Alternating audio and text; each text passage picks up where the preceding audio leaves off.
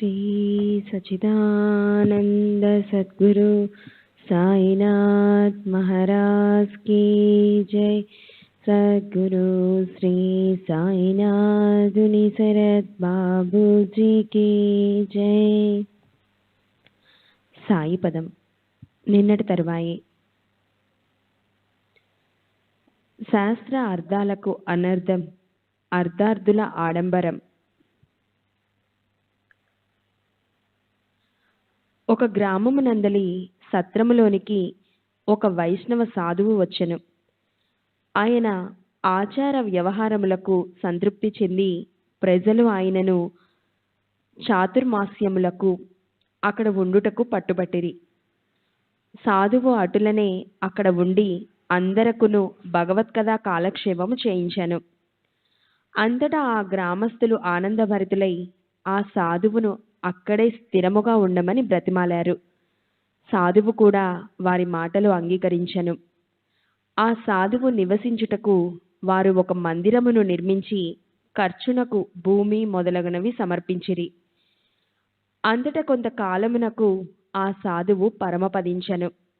ఆయనకు శిష్యులు లేనందున ఆ స్థానమును పూరించుటకు యోగ్యుడగు వ్యక్తి కొరకు జనులు వెతకసాగిరి. ఇంతలో ఒక సాధువు అక్కడికి వచ్చెను. ఆయన ఎందలి కొన్ని యోగ్యతలను చూసి ఎల్లరనూ బాగని తలచి ఆయనను ఆ మందిరమున ఉండమని కోరిరి. ఆయన కూడా అటులనే అనెను. ఆయనకు హుక్కా త్రాగు అలవాటు కలదు. మొదట జనులకు ఆ సంగతి తెలియదు. క్రొత్త సాధువు గారు మందిరంలో హుక్కా త్రాగుచున్నారన్న సంగతి జనులకు తెలియగానే ఒక రోజున కథా సమాప్తి అయిన తరువాత వారు సాధువు గారితో ఇట్లు పలికిరి. స్వామి, ఇచ్చట పొగాకు నిషిద్ధము. మా గురువుగారు పొగాకును ఏనాడు స్పృశించడి వారు కూడా కాదు. సాధువు గారు వారిని అడిగిరి, పొగాకునందు దోషము ఏమి కలదు? జనులు, శాస్త్రమునందు నిషేధింపబడినది కదా. సాధువు, గీత యందు భగవానుడు ఇట్లు చెప్పెను, పత్రం పుష్పం ఫలం తోయం యోమే భక్త్యా ప్రయచ్చతి తదహం భక్త్యుపహృతమస్నామి ప్రయతాత్మనః. సంయమముతో కూడిన అంతఃకరణముతో ఎవరైనా నాకు ఆకు గాని పుష్పము గాని ఫలము గాని సమర్పించిన దానిని నేను అంగీకరించదను. పత్రమనగా పొగాకు, పుష్పమనగా చిలుము, ఫలము కొబ్బరి గుల్ల, ఏలనన అందులో జలము ఉండును. ఇట్లు భగవానుడు హుక్కా సమర్పించవలనను ఉద్దేశముతో పత్రం పుష్పం అను శ్లోకమును గీతయందు ప్రవచించెను. అవి అన్నియు భక్తితో భగవంతునకు సమర్పించినచో భగవానుడు సంతోషముతో స్వీకరించును. మీరు నాస్తికుల వలె కనపట్టుచున్నారు అని సమాధానము చెప్పెను. అంతటా అజ్ఞానులగు శ్రోతలు ఇట్లనిరి, స్వామి, ఇట్లు మాకెవరు తెలియచెప్పలేదు. మీరు మా కన్ను విప్పిరి. అప్పటి నుండి భగవానునకు హుక్కా సమర్పించి ఆ సాధువు వారి శిష్యులను దానిని గ్రహించసాగిరి. ఇటులనే తమ తమ దుర్యత్తులను సమర్థించుకొనుటకు శాస్త్ర ప్రతిపాదితులగు సిద్ధాంతములను అర్థము తమకు వీలగునట్లు చెప్పుకొనెదరు. అర్థమునకు అనర్థము తెచ్చిపెట్టెదరు. వార్తాలాపం నుండి.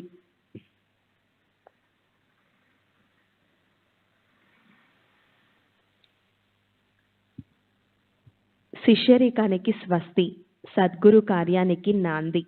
గత సంచిక తరువాయి. షిరిడి వదిలిన శ్రీ ఉపాసని నేరుగా షిండి అనే ఊరు చేరాడు. అక్కడ కొన్ని వారాలు గడిపి అక్కడి నుండి బయలుదేరి నాగపూర్ చేరాడు. అక్కడ డాక్టర్ పిళ్ళే ఇంటిలో సుమారు 1 మాసం రోజులు బస చేశాడు. షిరిడి వదిలిన తరువాత శ్రీ ఉపాసని ఆహారం విషయంలో చెప్పుకోదగ్గ మార్పు వచ్చింది. మొదట్లో కాఫీ మాత్రం తీసుకునేవాడు.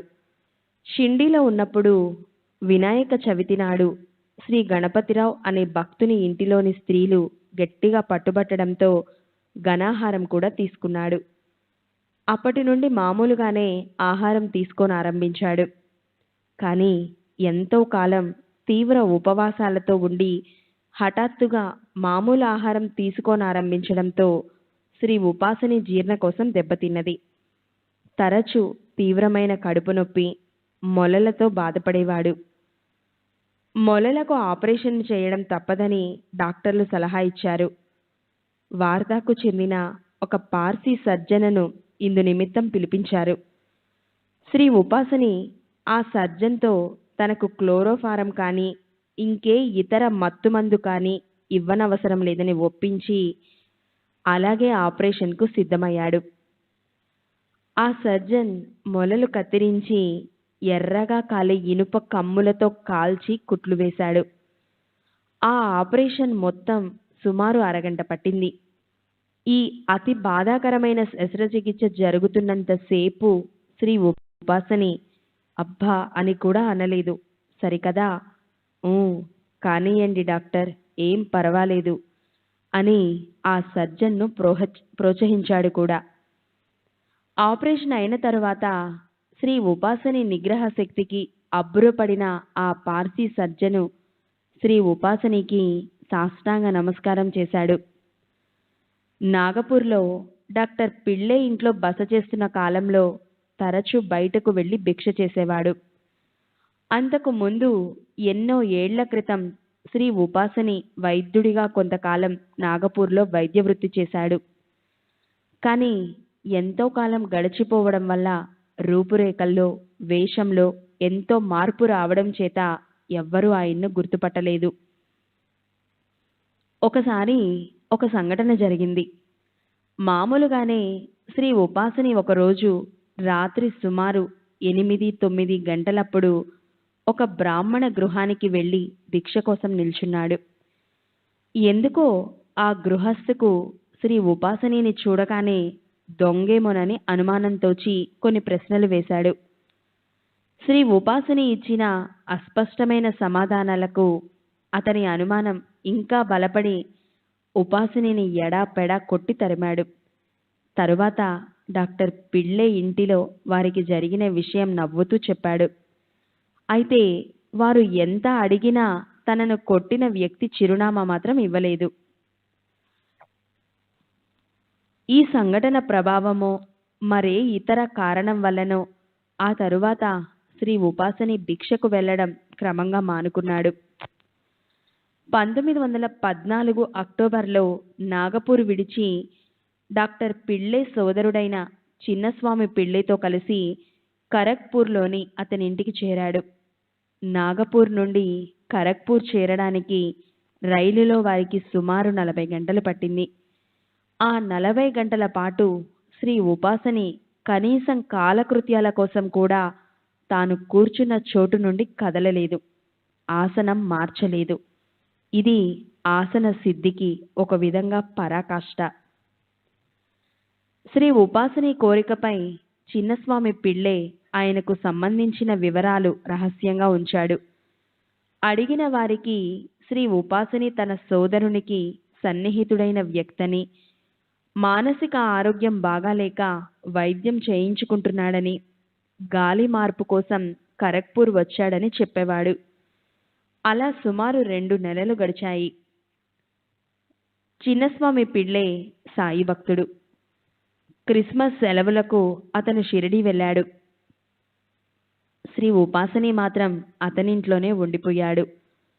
శ్రీ ఉపాసనికి ఎందుకో ఆసక్తి కలిగి ఆ పొరుగునే ఉండే ఒక మరాఠీ కుటుంబానికి చెందిన మీరా అనే 10 ఏళ్ల అమ్మాయిని పిలిచి ఆమెకు నీతి కథల రూపంలో ఆధ్యాత్మిక విషయాలు బోధించేవాడు. చిన్నస్వామి షిరిడీ వెళ్ళగానే చుట్టుప్రక్కల వాళ్ళు, ముఖ్యంగా స్త్రీలు శ్రీ ఉపాసని సత్సంగాలకు హాజరవ్వడం ప్రారంభించారు. ఆయన ప్రవచనాలు విన్న తరువాత వారికి ఆయన పిచ్చివాడు కాదని, గొప్ప మహాత్ముడని తెలిసిపోయింది. క్రమంగా కొంతమంది భక్తులు, ప్రధానంగా మహిళలు ఆయనను ఒక అవతార పురుషునిగా భావించి పూజించడం ప్రారంభించారు. మొదట శ్రీ ఉపాసని ఆ పూజా సత్కారాలకు అభ్యంతరం చెప్పినా క్రమంగా వారి ఒత్తిడికి తల ఒగ్గక తప్పింది కాదు. క్రిస్మస్ సెలవుల తరువాత చిన్నస్వామి షిరిడీ నుండి ఖరగ్పూర్ తిరిగి రాగానే తాను 2 నెలల పాటు శ్రీ ఉపాసనేని అజ్ఞాతంగా ఉంచడానికి పడ్డ శ్రమ వృధా అయిందని గ్రహించాడు. అలా షిరిడీ నుండి శ్రీ ఉపాసని వేసిన అడుగు తిన్నగా సద్గురు పీఠంపై పడింది. సశేషం తరువాయి వచ్చే సంచికలో. జన్మ జన్మలకి వద్దు. పౌరోహిత్యం రజనిచరితం గ్రామీణీత్వం నిమాగో మాటాపత్యం హ్యానృతవచనం సాక్షివాదః పరాన్నం బ్రహ్మద్వేషః కలజనరతిః ప్రాణినాం నిర్దయత్వం మా భూదేవం మమ పశుపతే జన్మ జన్మాంతరేషు. భావం: ఓ పశుపతి, పౌరోహిత్యము, జాగరణము, గ్రామాధిపత్యము, నియోగము, మఠాధిపత్యము, అసత్యవాదము చేయడము, సాక్షిగా పోవలసి రావడము, పరుల సొమ్ముతో కడుపు నింపుకోవలసి రావడం, బ్రాహ్మణ ద్వేషము, దుష్టులతో సాంగత్యము, నిర్దయత్వము, ఇవి నాకు జన్మ జన్మలకు కలుగనీయవద్దు ప్రభు.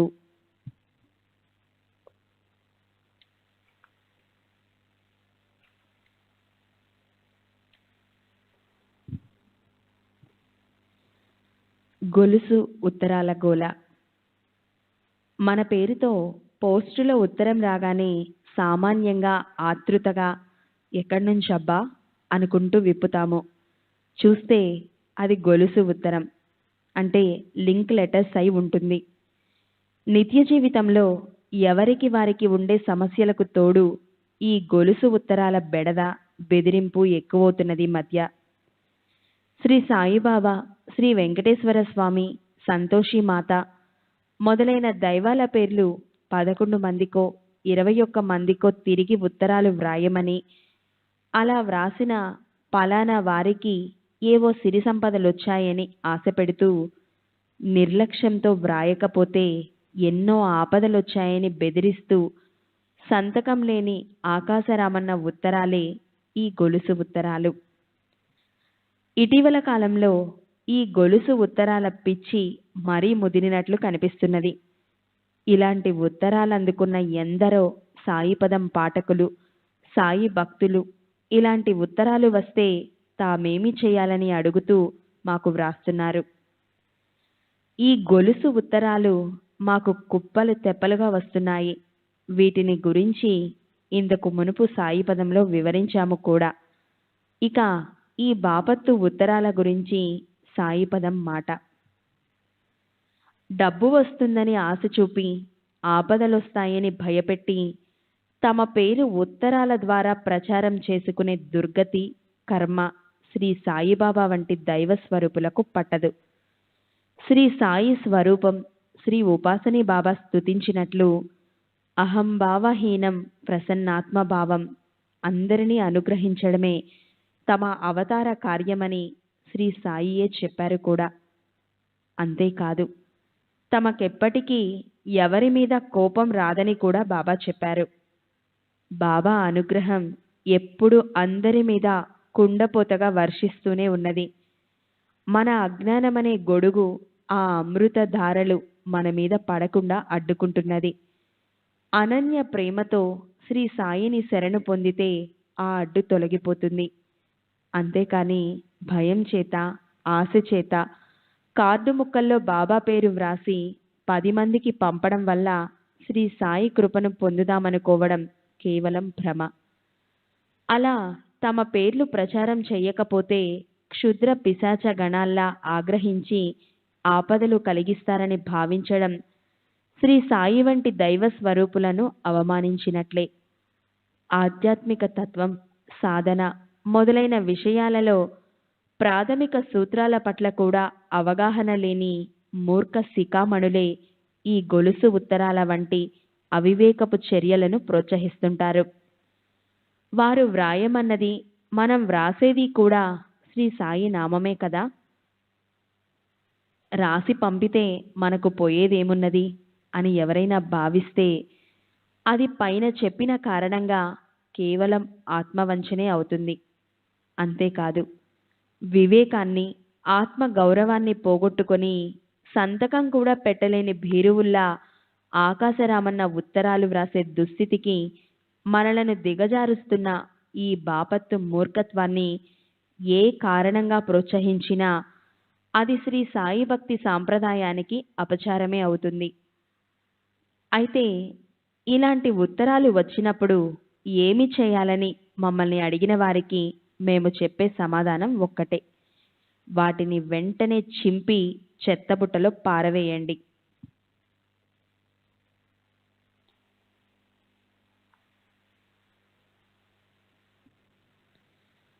దాసబోధ గత సంచిక తరువాయి 5వ దశకం మొదటి సమాసం సద్గురు సేవ తప్పనిసరి. ఓ పరమపురుష, ఆత్మారామ, పూర్ణకామ, సద్గురు మీకు జయము. మీ మహిమను వర్ణించడం నాకు తరమా? గురువరా, మీ అనుగ్రహ మాత్రం చేత సత్శిష్యులకు, వేదాది శాస్త్రాలకు, వాక్కుకు అందని ఆ పరబ్రహ్మము కరతలామలకమవుతుంది. ఏది యోగులకు కూడా ఎంతో రహస్యముగానున్నదో, ఏది శంకరునకు కూడా ముఖ్య విశ్రామము, పరమ గుహ్యము, అగాధము అయినదో ఆ బ్రహ్మము మీ అనుగ్రహ మాత్రము చేత సుబోధకమవడమే కాక జీవుడు దానితో అద్వైత భావము చెందుతున్నాడు. ఓ సద్గురు, ఇప్పుడు మీ అనుగ్రహము వల్లనే శ్రోతలకు గురు శిష్య లక్షణాలను తెలియజేయగలుగుతున్నాను. దీనిని అనుసరించి మోక్షాసక్తి కల సాధకులు సద్గురుని శరణు పొందెదముగాక.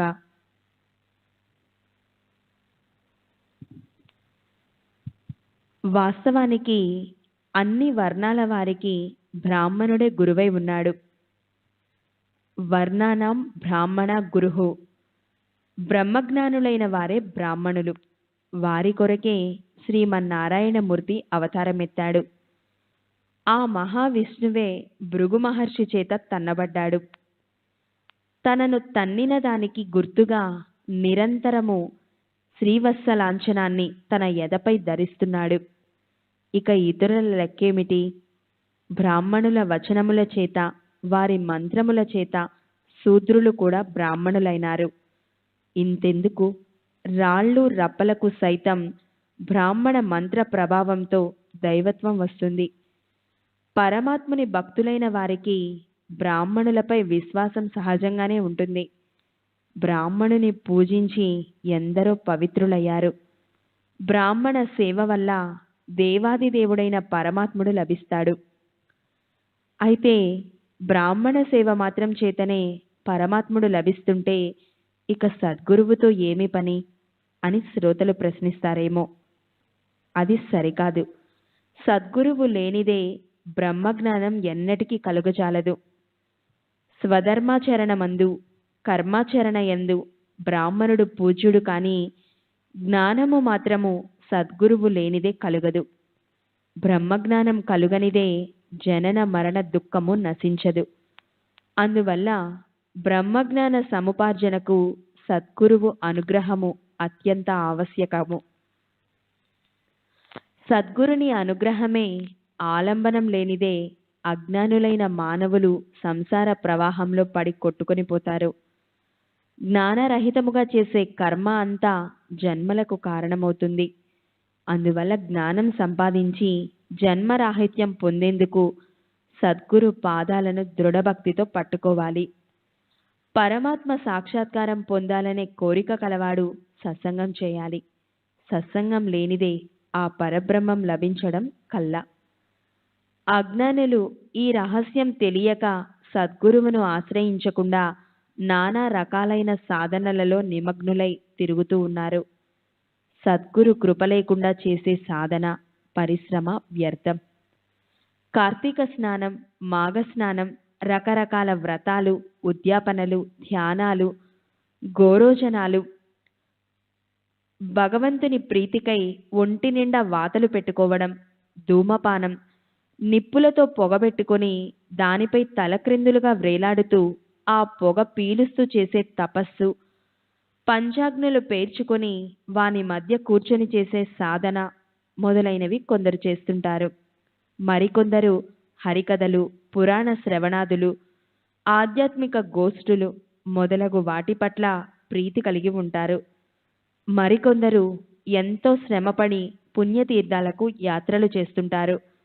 మరికొందరు ఎంతో శ్రద్ధతో దేవతార్చన, స్నాన సంధ్యలు, దర్భాసనము, తిలకము, మాల, విభూతి, చందనము, శ్రీముద్ర ధారణము మొదలైనవి చేస్తుంటారు. మరికొందరు అర్ఘ్య పాత్రలు, సంపుటాలు, గోకర్ణ పాత్రలు, మంత్ర యంత్ర సంబంధమైన రాగి పాత్రలు మొదలైన నానా రకాల సామగ్రిని సమకూర్చుకొని భగవత్ పూజ చేస్తుంటారు. మరికొందరు గణగణమని గంటలు వాయిస్తూ స్తోత్రాలు, స్తవాలు, స్తుతులు, ఆసనాలు, ముద్రలు, ధ్యానాలు, నమస్కారాలు, ప్రదక్షిణలు మొదలైన వాటిని చేస్తుంటారు. మరికొందరు నిష్ఠతో ఎంత కష్టమైన సహించి ఉపవాసాలు మొదలైనవి చేస్తుంటారు. కానీ వీరందరూ ఆయా కర్మల యొక్క ఫలితాన్ని మాత్రమే పొందుతారు.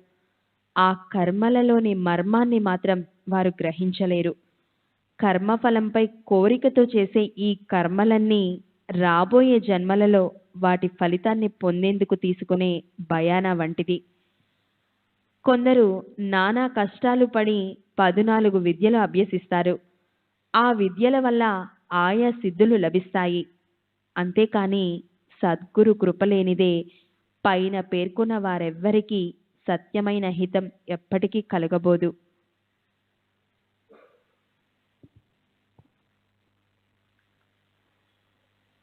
శ్రీ సచ్చిదానంద సద్గురు సాయినాథ్ మహారాజ్ కీ జై. సద్గురు శ్రీ సాయినాథుని శరత్ బాబూజీ కీ జై.